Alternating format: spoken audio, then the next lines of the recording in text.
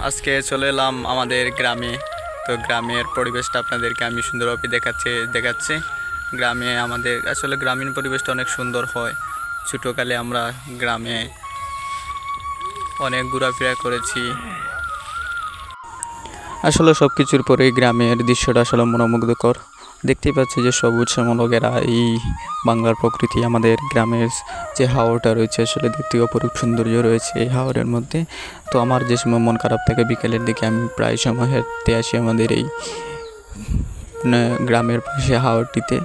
তো হাওরের পাশে ছোট্ট একটি খাল রয়েছে, যে খালের মাধ্যমে আসলে খালকে ঘিরেই সব ধরনের আবাদি সবজি ক্ষেত এবং ধান ক্ষেত সব ধরনের ফসল ফলানো হয় এবং এই খালের মধ্যে অনেক ধরনের মাছ পাওয়া যায়।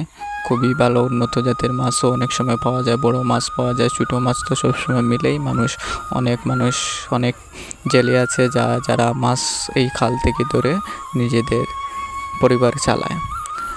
আসলে আপনি যদি আমার গ্রামীণ পরিবেশ ভালোবাসেন তাহলে নিশ্চয়ই গ্রামে আসলে গ্রামের হাওরে ঘুরতে যাবেন। গ্রামের হাওরে ঘোরার মধ্যে আলাদা এক অন্যরকম অনুভূতি আছে যা বলে বোঝানোর মতো নয়।